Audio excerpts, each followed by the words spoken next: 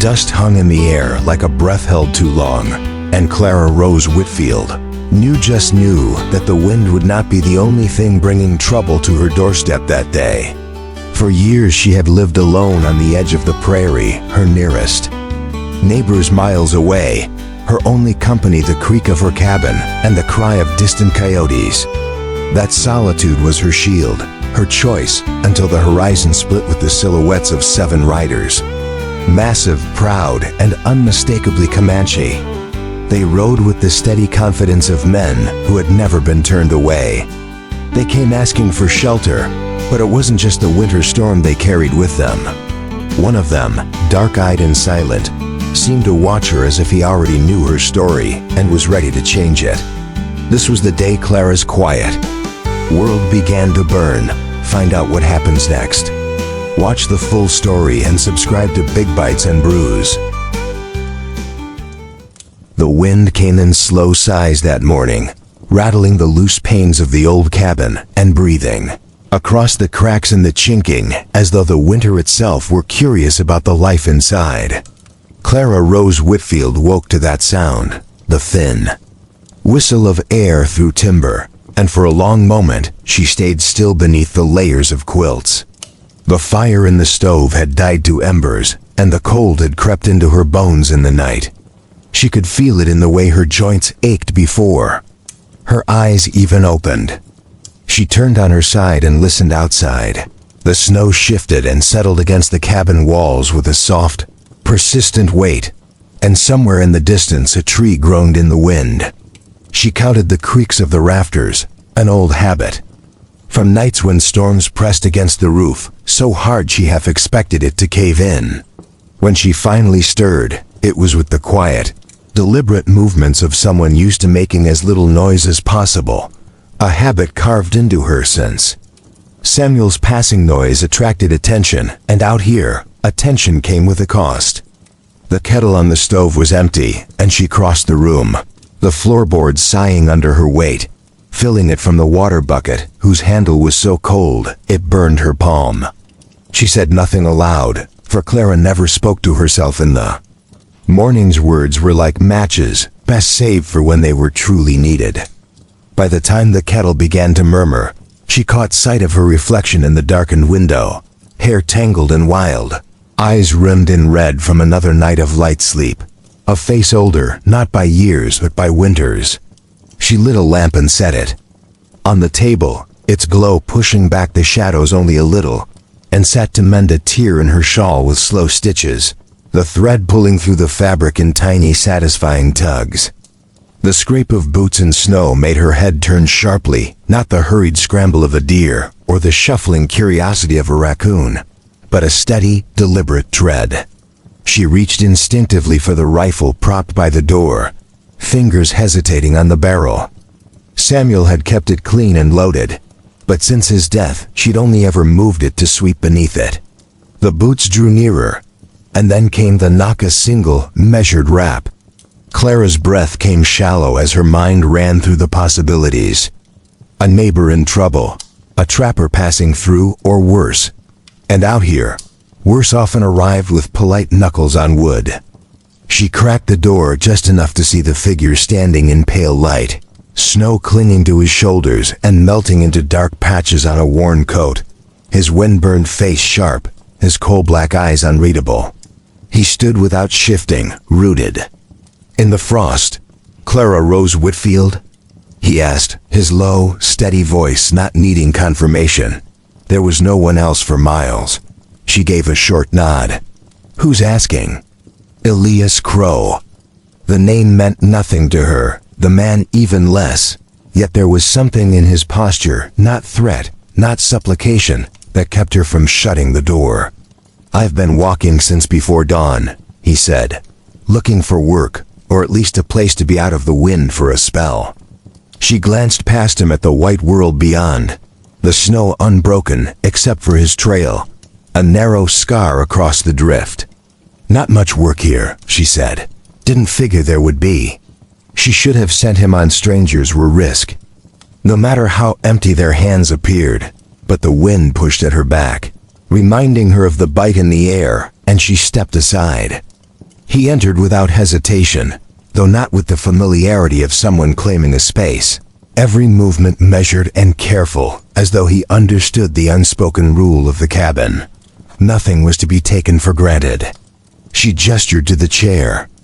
"Near the stove, warm yourself."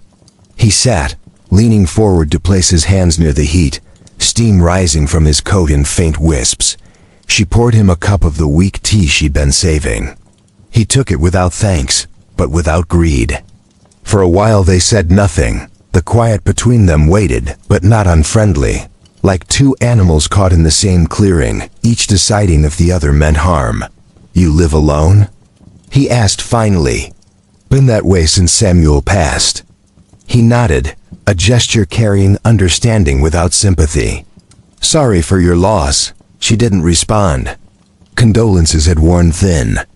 She was more interested in the way he kept glancing toward the window, like a man listening for something beyond the wind. The morning passed in small, practical motions. Clara chopped kindling while Elias mended a loose hinge on the barn door, and Ainua. By midday, the wind had dropped, brittle sunlight falling across the yard. She found herself watching him more than she meant to, noticing the care in his movements and the lack of waste or unnecessary noise. When the sun began to lean toward the trees, she made a decision that surprised her. "You can stay in the loft tonight." He looked at her, eyes narrowing slightly. "You sure? It's a long walk to anywhere else." That settled it, and he climbed the ladder without another word, leaving her with the firelight and the wind's return. That night, beneath the quilts, she listened to the slow, even breathing above her. The presence of another heartbeat was strange, almost unsettling, but not unwelcome. Somewhere beyond the walls, in the endless white, the world carried on with cold indifference. But inside, for the first time in years, Clara Rose Whitfield did not feel entirely alone. When Clara held up the small mirror, she barely recognized the woman staring back at her. The face in the glass had cheeks a touch fuller, eyes steadier than she remembered, and hair still stubborn, unruly, woven into a clean, tight braid. For a moment she simply studied herself, feeling an odd disconnection, as though she were looking at a stranger who shared her name, then set the mirror down with a quiet laugh that quickly dissolved into tears without shame or apology. That evening she reached into the old trunk and retrieved her burgundy scarf, the one she had hidden after Samuel's death, and draped it around her neck with care. When Elias Crow noticed, he said nothing, but the softening in his eyes was enough to show he understood. Something unspoken passed between them over supper, and when their fingers brushed, neither pulled away. Later, she found herself watching the careful way he moved, claiming no space yet earning every inch. "Why did you stay?" she asked suddenly, and after a pause by the fire he replied, "You didn't ask me to leave." A simple answer that filled the room with something warm and steady. That night, halfway up the ladder to the loft, she glanced back and asked, "Will you keep the fire going?" And when he nodded, she slept soundly for the first time in years. By morning, the peace had shifted. Outside in the fresh snow were 3 sets of boot prints. Not his, leading to the barn then back into the woods. Elias returned later with rabbits in hand and a frown carved deep. He said nothing of the tracks. But the quiet in him was no longer habit, it was caution. That evening, sharpening his knife near the window, he told her, they were watching the barn. They weren't lost, and when she said she thought no one came this far, his reply was simple: most don't. Locals meant judgment and whispers that could turn into torches, so that night he moved his sleeping furs to the door, carving another hawk while she brought him the last of the warm cider. "You shouldn't have to live like this," he told her, and when she said she'd lived this way for years, he only answered, "Years don't mean truth." The next morning she collapsed, breaking ice from the trough, waking to his arms carrying her inside, furs wrapped around her, willow bark boiling on the stove. "You're not eating enough," he said, tending her for hours until she woke to find the cabin swept, tidied, and a braid of sweetgrass hung by the door. "You are not a burden," he told her when she asked, and later, pale but alive, she stepped outside to find him skinning a rabbit under soft falling snow. "You saved me," she said. "I stayed," he replied. And that night she made stew with sage and a sliver of apple, his slow eating as if tasting her care. At dawn she found a note carved into wood. "They're coming back," then saw tracks of 3 men on horseback. "They know I'm here now," Elias said. "They will test." When she told him he didn't have to stay, he answered, "I do." And back inside she lit candles in the windows, not a welcome, but a warning, taking down Samuel's rifle as he returned with supplies. "We can run," she said. "They'll find us. This place is yours." "It's the first good I've seen in a long time. And you?" she asked. "I was never meant to survive either," he said. "But you gave me fire again. I don't want to lose this." "You won't." By midday hooves crunched through snow. Marshal Boone Carter and 2 others rode up. Carter sneered, "Ain't this a picture?" while his wiry companion smirked. "Heard you were playing house, Clara. You've no business here." She told them. "Still white land," Carter said. "You taking in a Comanche makes folks nervous." "He's not my husband," she said, regretting it instantly. The third man stepped forward, shotgun twitching, and Elias said evenly, "1 step closer and you'll have more than words." "You threatening us?"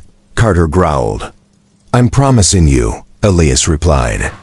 The twitchy man lifted his gun. Clara screamed. Elias slammed into him before he could fire. Carter reached for his revolver and Clara shot, missing but enough to turn the tide. Elias disarmed one, wounded another, and Carter's courage bled out in the wind. "Go," Elias told him, "or stay and get buried." When it was over, Clara touched Elias's wrist. "I'm not ashamed," she said, "of you. Of this. I would have died for you," he answered. "You lived for me." He leaned his forehead to hers, and later, as they tied the injured to their horses, Clara said, "Let's not let it stay." "We'll rebuild the fence tomorrow," Elias replied. "We'll rebuild everything." And for the first time, he truly smiled. The morning after Carter's retreat dawned in a silence so deep it felt unnatural, as if the world itself held its breath, with snow stretching across the land in an unbroken sheet that smoothed over churned ground where boots had slipped, tempers flared, and blood had mingled with ice, though Clara knew the land remembered even if the evidence was hidden.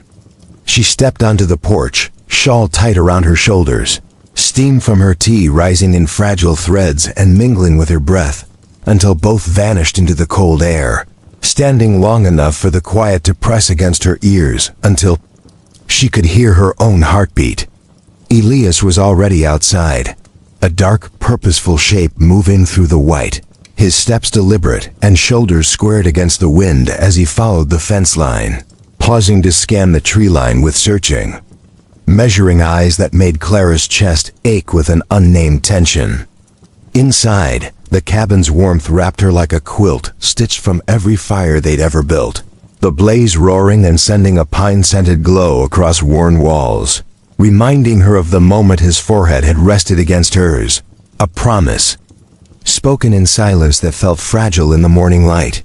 By midday, Elias returned carrying wood and a pheasant over his shoulder, boots leaving deep impressions in the snow.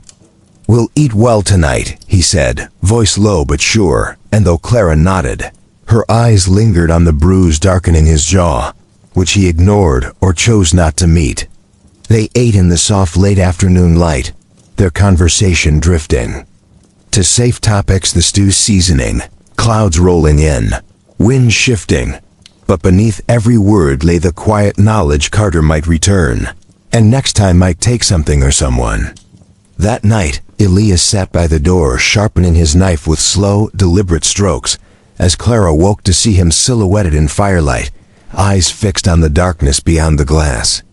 Though she thought to ask if he needed rest or trusted her to watch, she said nothing, knowing he would keep the danger outside.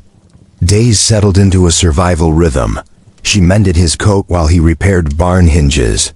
He hauled water while she salted meat for leaner times.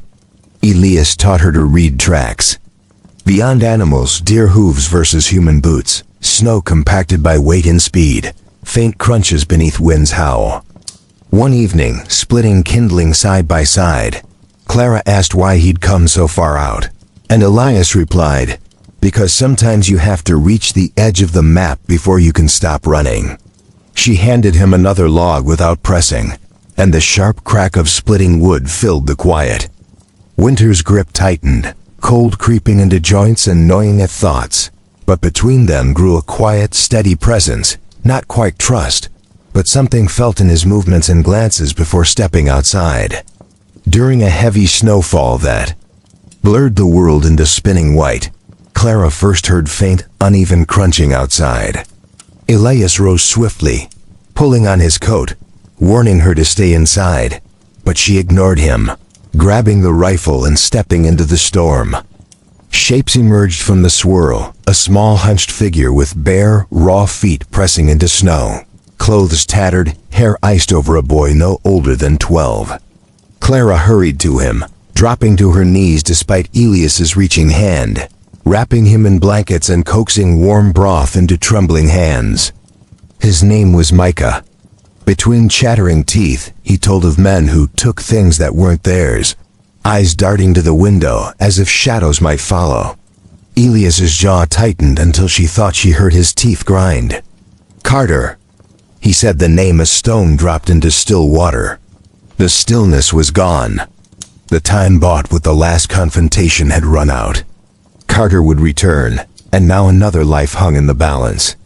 That night, the three sat close by the fire, the boy asleep against Clara's side, Elias fixed on the flames with shoulders set, as if already planning for what came next.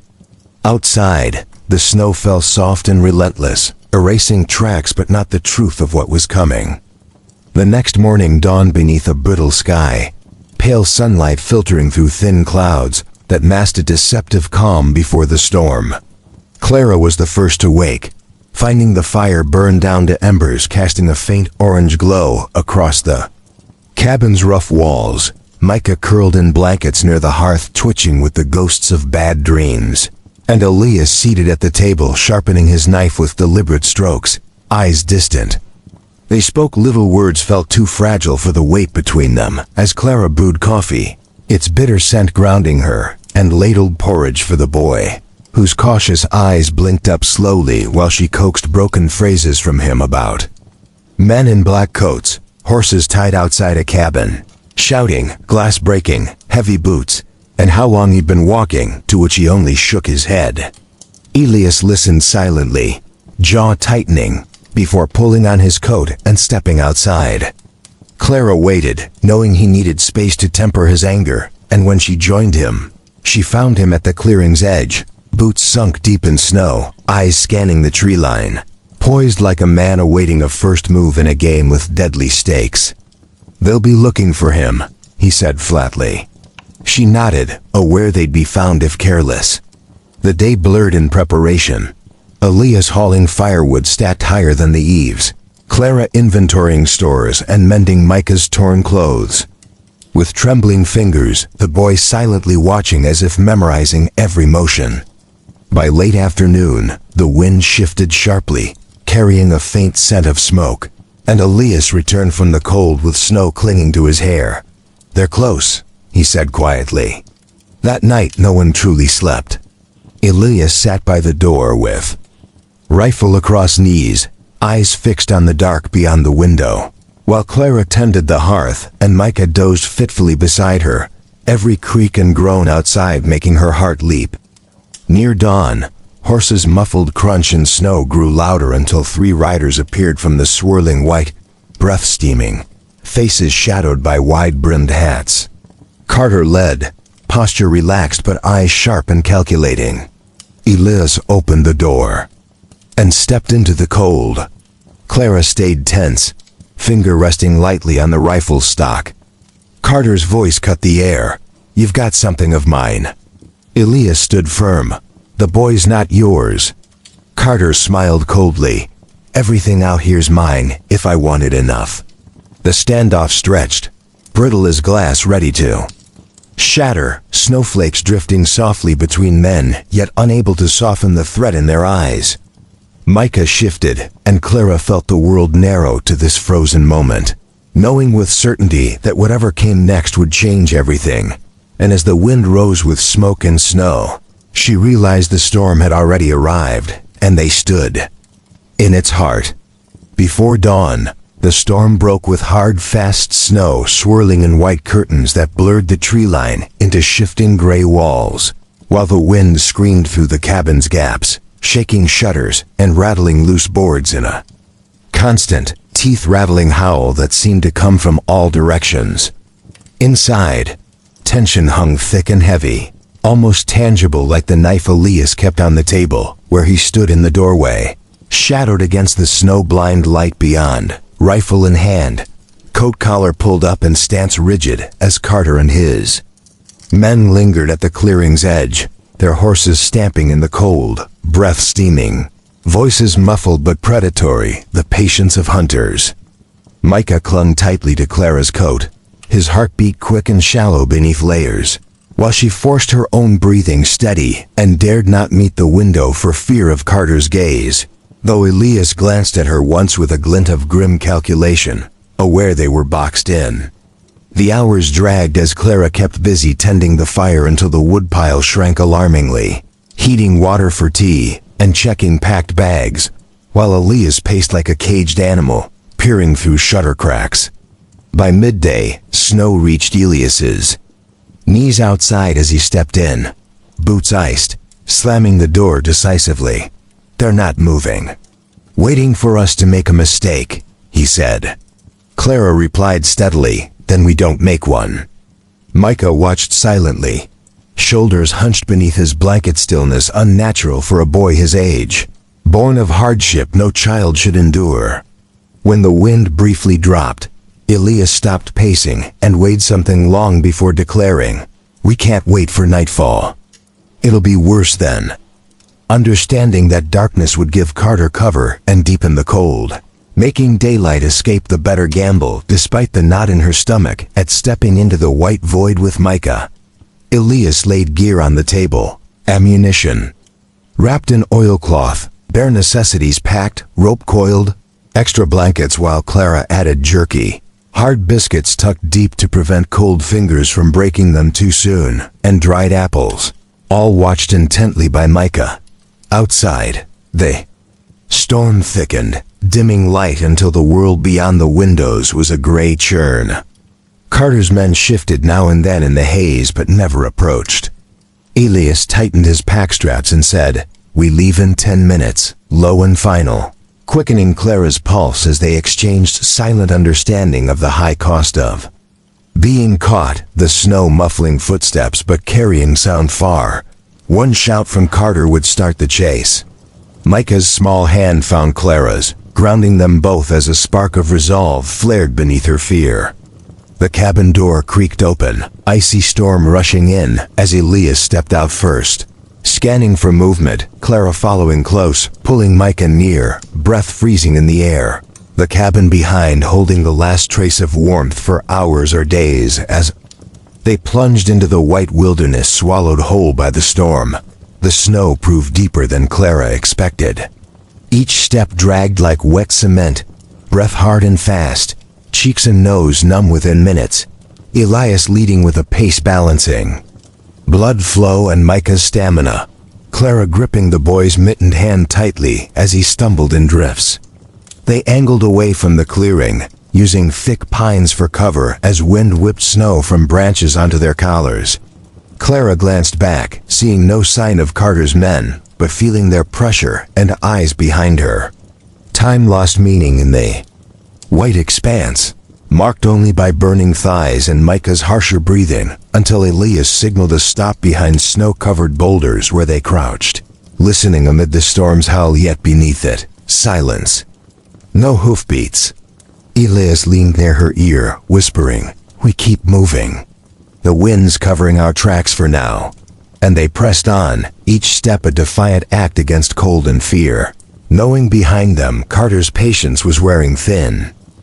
The storm eased by morning, leaving a merciless world where snow-laden trees sagged like penitents, and the air was so cold it seemed to freeze inside Clara's lungs. They had survived the night huddled in the lee of a rock outcrop beneath two blankets and their coats, with Micah sleeping fitfully, jerking awake at every wind shift that rattled ice crystals over them.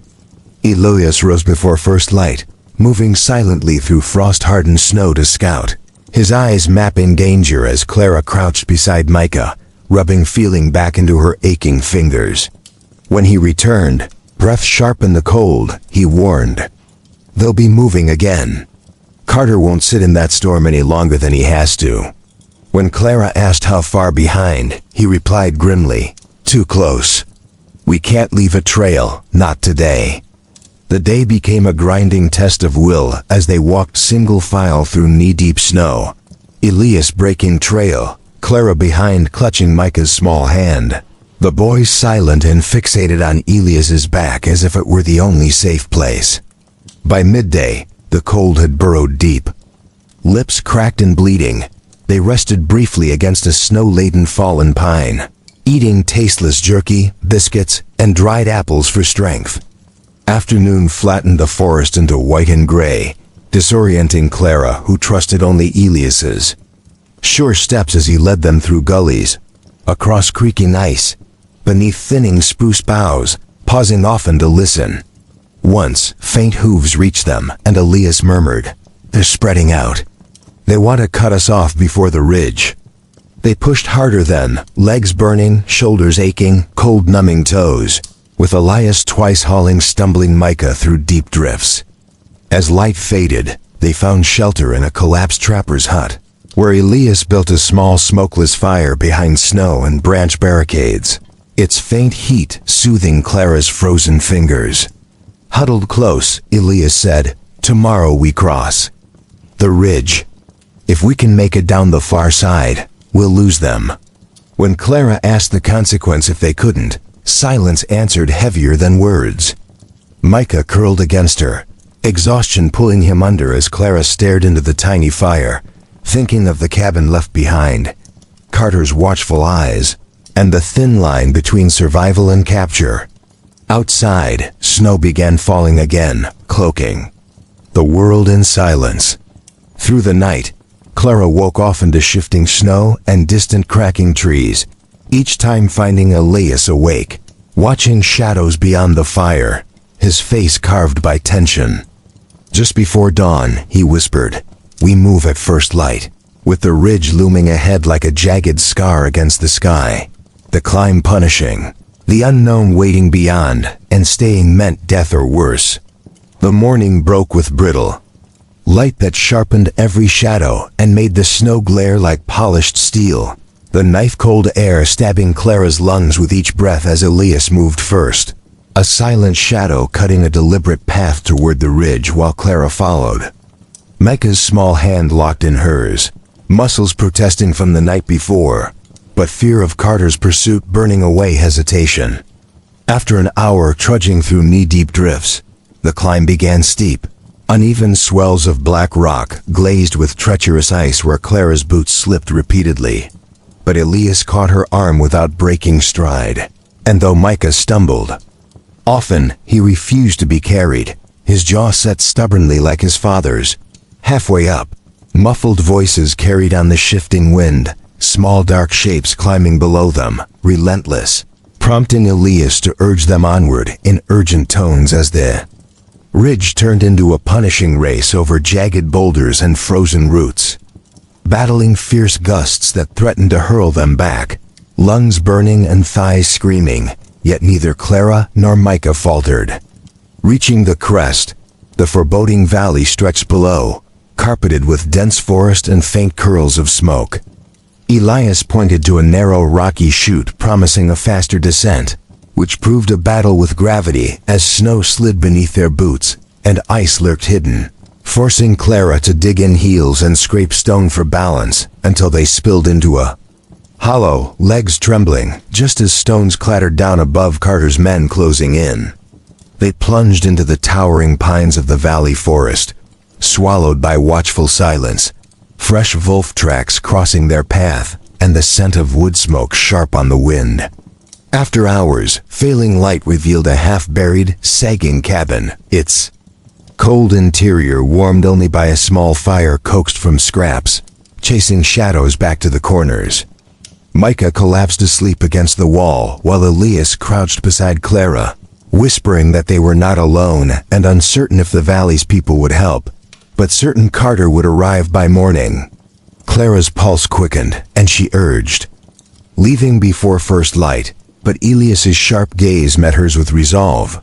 Before first light, they would make a stand. The clearing held its breath.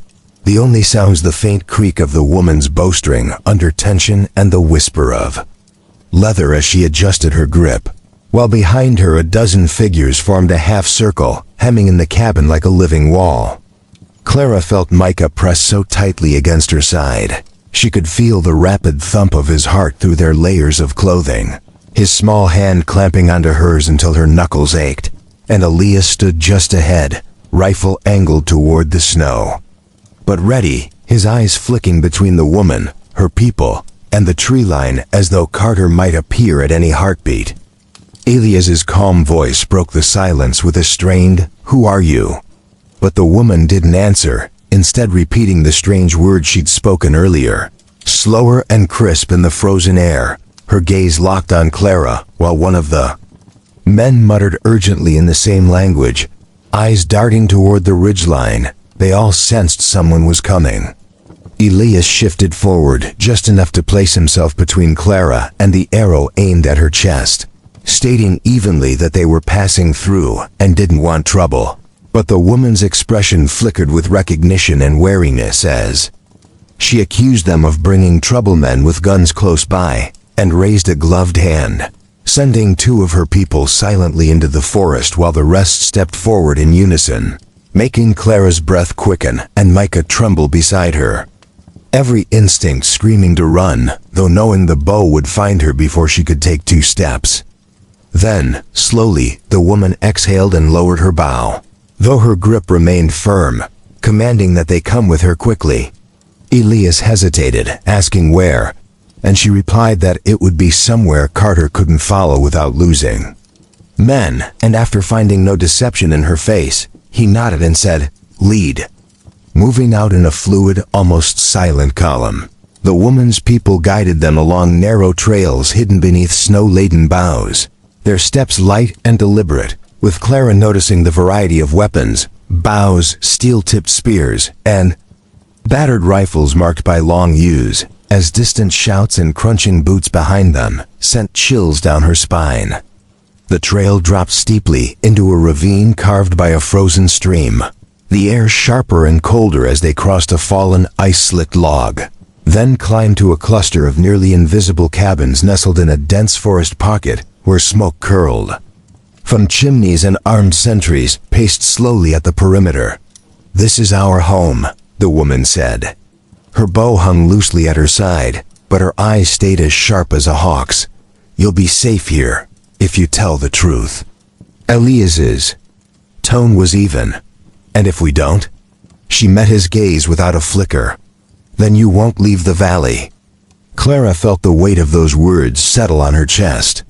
There was no bluff in the woman's voice, no room for negotiation. For now, they had no choice but to follow.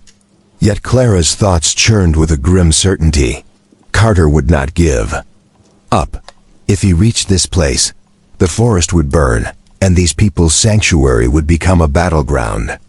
A hawk's cry sliced through the air, high and sharp. The woman looked toward the ridge, her jaw tightening.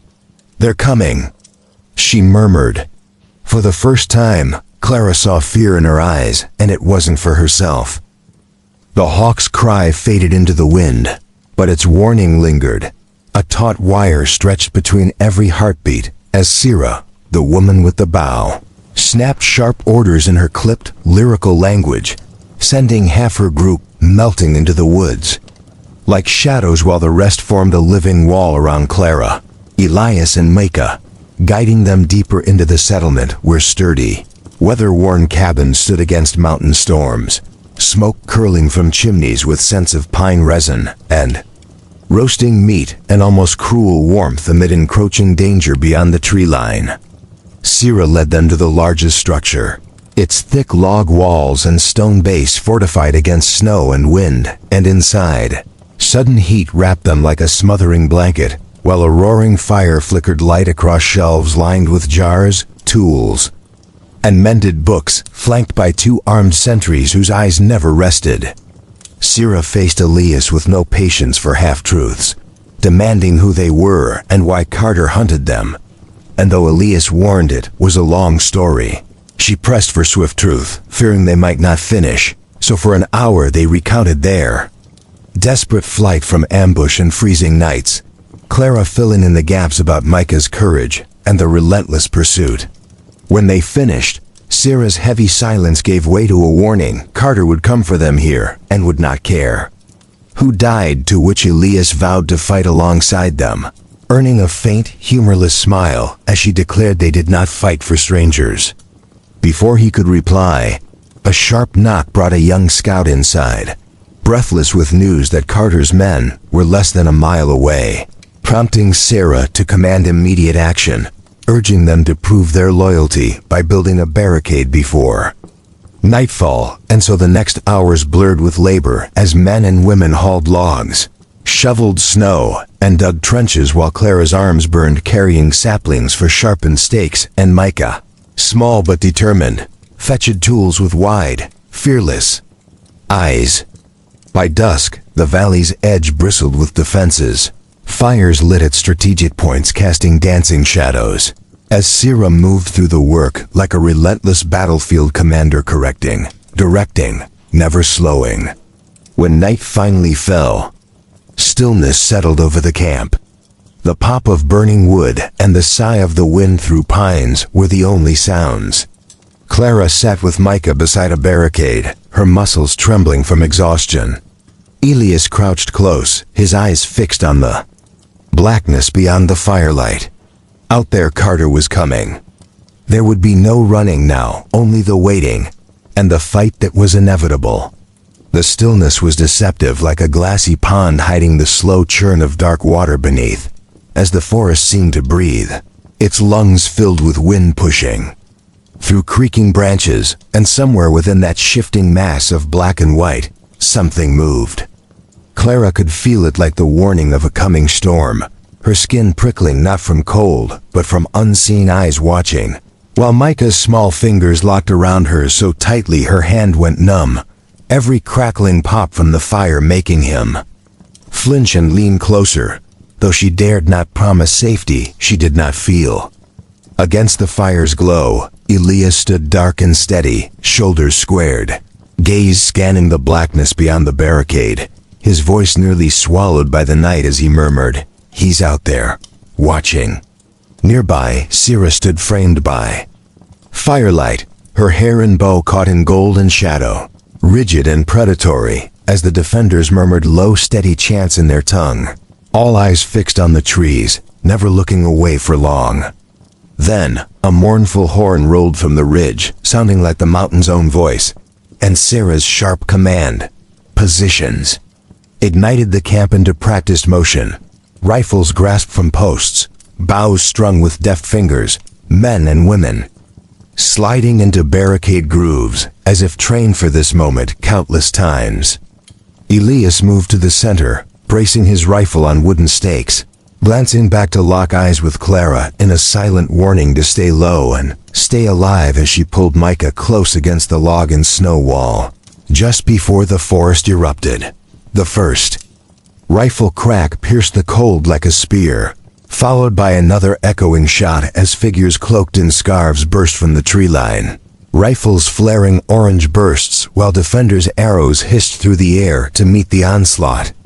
The first wave fell hard, but more pressed in, darting between trees, ducking low, firing rapid staccato bursts, and through the chaos Clara caught a glimpse of Carter moving with Predator's precision low, quick, eyes fixed forward, a wolf herding prey into a trap laid since the mountains.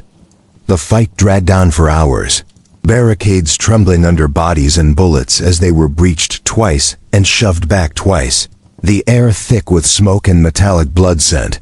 Clara's muscles aching from holding Micah tight, ears ringing. From relentless gunfire, the world shrinking to flickering firelight, and Elias's figure vanishing and reappearing amid the fray.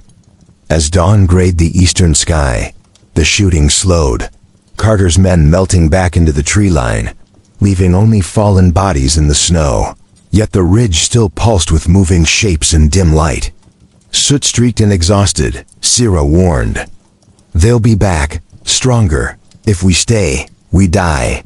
Elias asked where, and she pointed east to a hidden pass they might reach before being cut off.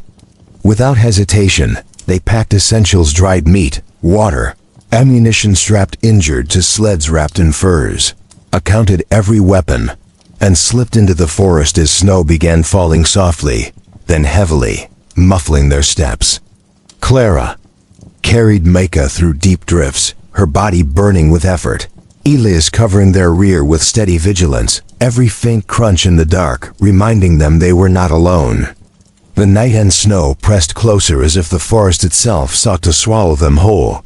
But they did not stop, for Clara knew deep inside that if they faltered even briefly, Carter would be there, closing the distance, grinning that wolf smile. The march east was a relentless grind, snow swirling in the lamplight like countless sharp blades. The hidden pass Sierra had spoken of lying beyond the next ridge, but separated from them by miles of unbroken forest fraught with unknown dangers. Clara's boots crunched through the deep drifts, her breath steaming in the frigid air while Micah clung tightly to her back, every aching step a battle against exhaustion and burning muscles, driven onward by the knowledge that Carter's men lurked just beyond the darkness, his voice seeming to echo in the wind, urging her to falter.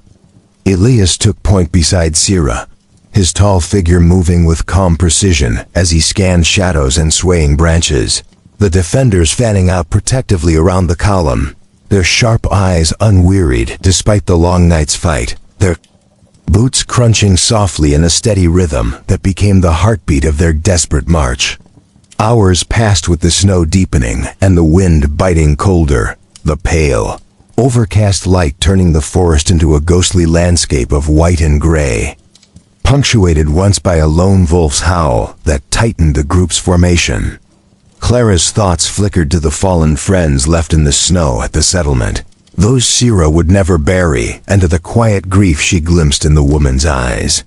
They moved in short bursts, resting briefly in the shelter of boulders or sparse branches, sharing meager rations of frozen venison and near-icy water, while Micah, cheeks flushed with cold, stayed silent and determined. Then the sound of pursuit returned, snapping branches and muffled voices carried on the wind, prompting Elias to exchange a meaningful glance with Clara. They were closing in. Sierra quickened their pace, the sleds dragging wounded through the snow and slowing their progress, while defenders twice circled back to scatter false trails before vanishing into the storm. Late in the day, they reached a frozen river stretching wide and groaning under the snow's weight. Sierra tested the ice and signaled it safe, and the group moved single file, silence broken only by crunching boots and the whisper of wind, until gunfire shattered the stillness.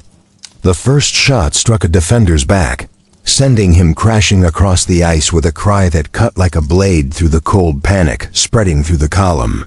But Elias's sharp command to run cut through the chaos as Carter's men appeared on the far bank, rifles flashing, forcing Clara to sprint with Micah's heavy weight against her, muscles screaming, while behind her the ice cracked and splintered like glass beneath a giant's hand. They reached the opposite bank, scrambling into the cover of the trees. Elias stayed back long enough to return fire, the sharp retorts echoing against the canyon walls, then joined them, face grim. We bought time, but not much. The forest ahead rose steep and unyielding, draped in a shroud of snow. They pressed on, deeper into the mountains, every step a gamble against exhaustion. Somewhere ahead lay the pass, and with it, the last fragile thread of hope. And somewhere behind, Carter followed close enough to smell the smoke still clinging to their clothes, close enough for Clara to feel the weight of his gaze. The Wolf was still smiling.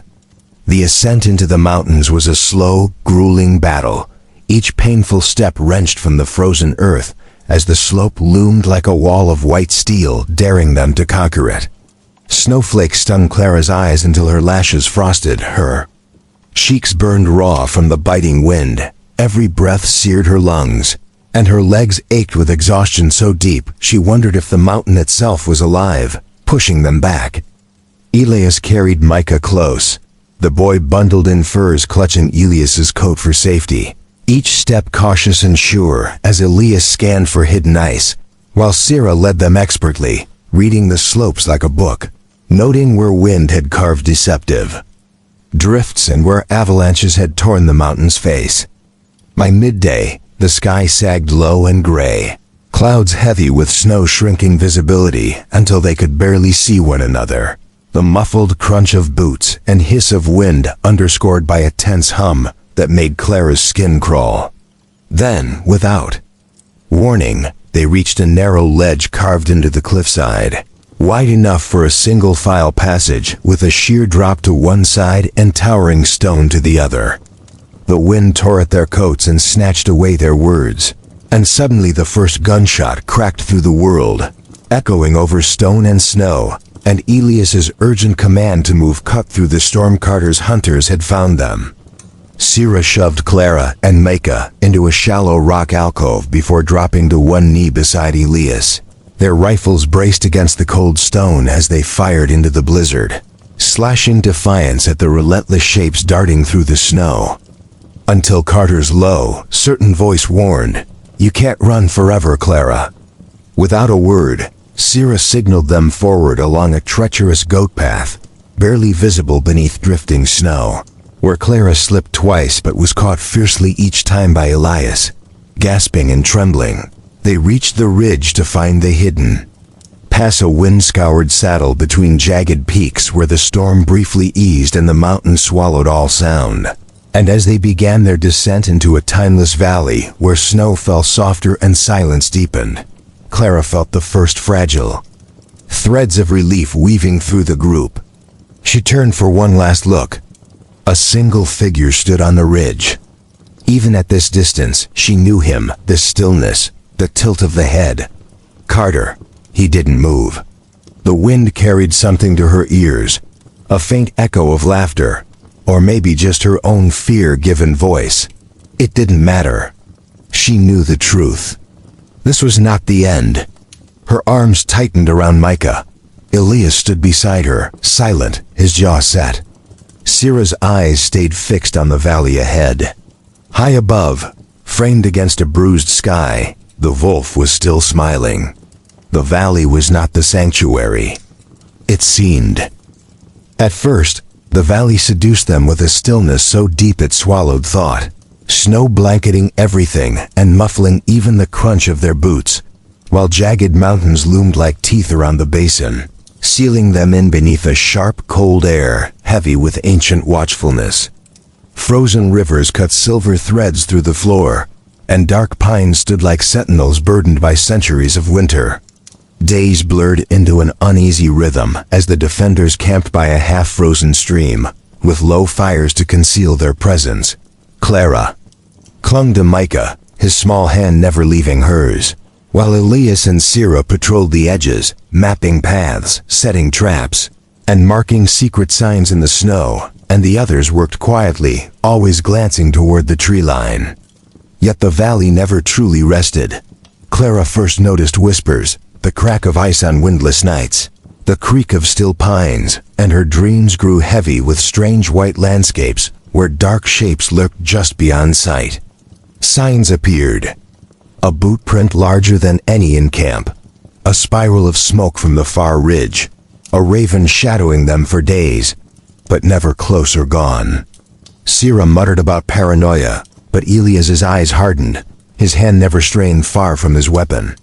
On the fifth night, the wind shifted, carrying faint muffled laughter rising beneath the snow. Clara rose from her bedroll, scanning the trees as heavy flakes blurred the shapes beyond camp, and others awoke, weapons ready but silent. At dawn, Micah was gone. Tracks led from his empty bedroll to the frozen lake, a glassy sheet beneath. A gray sky where, at its center, a strip of red cloth fluttered on the ice. Micah's scarf. Clara stepped onto the ice, feeling it groan beneath her boots, cold piercing her toes. She knelt, fingers brushing the scarf, catching her reflection in the ice and beneath it, long shadows circling, the scrape of claws on the frozen underside. Then a voice rose over the wind. "You can't run forever, Clara." On the far shore stood Carter, unmoving, but he was not alone. Figures emerged from the trees behind him, scores of them. Their eyes gleamed with a light that was not human. They did not breathe, did not shiver. They stood still, watching. Clara felt the truth hit her with the weight of the mountain. Carter had driven them here, herding them into the valley for something far worse. The scarf slipped from her grasp, vanishing into the white void. The figures spread across the ice, deliberate, cutting off every root. Beneath the surface, the shadows resolved into skeletal forms that moved with a predator's patience. Somewhere, behind her, Elias's voice cut the air, shouting her name. But Clara's gaze stayed locked on Carter's faint smile. The wind rose, carrying the sound of many feet on ice and the deep, resonant crack of something breaking far below. Then the ice screamed. The lake cracked not with a simple snap, but a jagged fracture, spiderwebbing white fissures outward as skeletal forms surged up through the ice, erupting in black water fountains that threw the valley into chaos. Elias was instantly at Clara's side, yanking her back as creatures with hooked bone limbs and faintly glowing blue eyes clawed onto the surface, while Syrah's rifle echoed thunderously, felling one attacker only for two more to replace it. They fled, Clara's boots slipping on shattered ice, cold water soaking her knees, stumbling but held fast by Elias's grip, as Micah's cries pierced ahead alive and struggling against Carter's grasp until Sarah's blade severed his captors. Hold, rescuing him. The defenders fought toward the pines amid a closing storm, Carter watching calmly from afar, every move seemingly part of a plan. Hours later, they reached the hidden pass Syrah had marked. The silent valley behind them escaped, but only just. Yet when Clara glanced back, she saw movement on the ridges, not Carter, nor the skeletal horrors, but something larger, older, watching, and she realized the valley was a threshold, breached by something ancient, meaning the fight was far from over. This time, they would be ready, and if Carter returned, Clara would not run. The snow swallowed their footprints as they vanished into the mountains, leaving the valley and its nightmares behind, turning the page onto the true beginning of her story. Traveling fast and silent, Micah clung pale and wide-eyed to Clara's side, glancing over his shoulder as if expecting the ice-born terrors to follow. By the third night, the pass opened onto a jagged plateau where relentless wind cut through their clothes. Elias built a fire high to cast defiant light in the darkness, a beacon against the prey's despair, while Syrah stood watch at the cliff's edge, eyes fixed on the horizon. "They'll come," she said, meaning not Carter, but the hulking shadow that moved silently along the ridges, a shape older than the valley, older than whatever Carter served. When Clara asked what it was, Syrah's eyes held unreadable depths. Old, older than the valley, older than whatever Carter serves. Micah shivered, pulling his blanket tighter. Then why did it follow us? No one had an answer. That night, Clara dreamt of a white plain without end, the sky black and low. She heard footsteps behind her, slow, deliberate, and when she turned, she saw not a face, but a mask of bone carved into the shape of something that had never been human. When she woke, the fire was out, the wind dead still, and in the untouched snow just outside camp, there was a single footprint. It was hers, but it was facing toward the valley. If you're captivated by America's past, the untamed Wild West, or inspiring tales of faith, redemption, and love, then you're in for a treat. Hit like, drop a comment, and subscribe to Big Bites and Brews for more legendary frontier stories.